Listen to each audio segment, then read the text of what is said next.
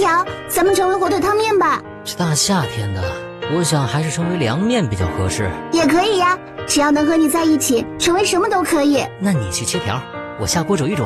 好。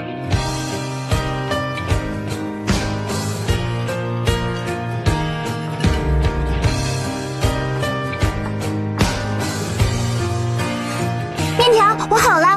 啊，怎么有这么多食材呀？这些都是做凉面的配料，怎么样，很丰盛吧？啊，我以为就只有我和你。多些配料，吃起来才香嘛。我以为我在你眼里是独一无二的，现在看来，也不过是普普通通的配料。